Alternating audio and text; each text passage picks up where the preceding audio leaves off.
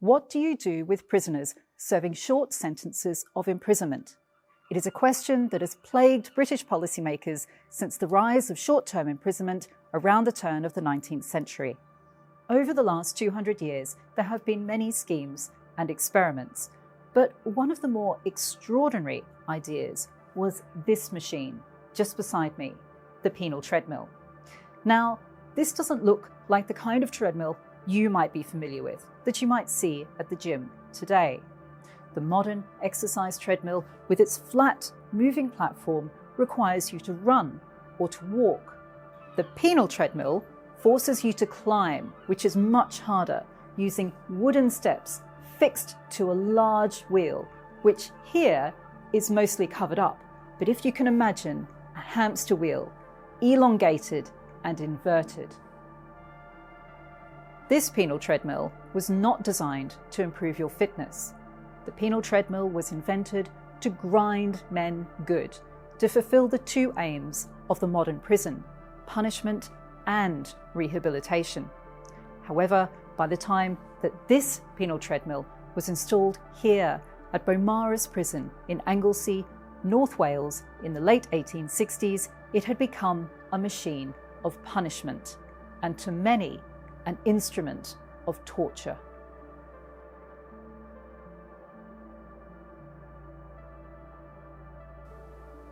Beaumaris Gaol functioned as a local prison between 1829 and 1878. It wasn't a very big prison, so the treadmill here was relatively small. It could hold up to 12 men at any one time, but treadmills in other prisons could hold 20 or even 30. You might have noticed the evenly spaced boards or partitions. By the 1860s, most treadmills had partitions to separate prisoners and to stop them from talking to each other. Every day, for 6 hours in total, the men were confined in these boxes.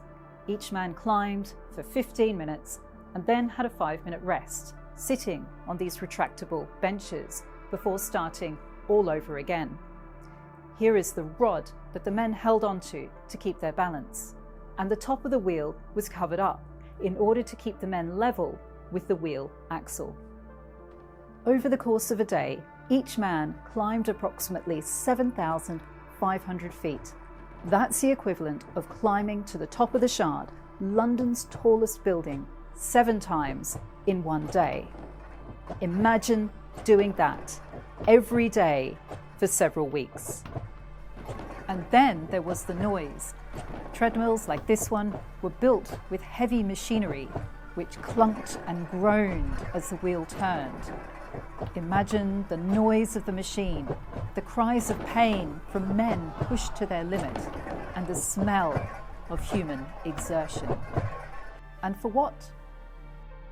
At Beaumaris, the power provided by the treadmill was used to pump water around the prison. At most other prisons, treadmills were unproductive. They did nothing. But that wasn't the original intention.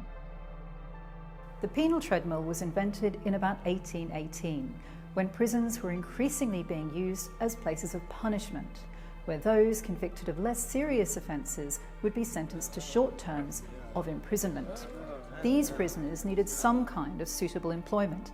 They couldn't just be left idle. Those who had been sentenced to hard labour needed some kind of work that was punishing and truly hard.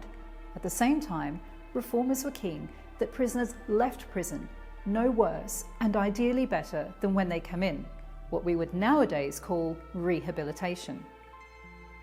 The treadmill fulfilled all of these requirements. It kept prisoners occupied, and it required no special training. It also provided a form of labour that was hard and truly punishing. The power generated by climbing or turning the wheel could be used for a whole range of applications, from grinding grain through to driving textile looms. At the same time, the prisoners would see the product of their labour, which would help to cultivate a work ethic among them. This technology spread rapidly. By 1824, there were treadmills in more than 50 British prisons, and even more in Ireland, North America, and Australia. To begin with, some felt the treadmill had benefits. It improved prisoners' health, it was claimed. However, soon counter-evidence emerged of the harm inflicted by the treadmill. Surgeons reported cases of lung damage, hernias, and rheumatism. Faulty treadmills collapsed, causing injury and loss of life. A false step could result in a mangled limb or even death.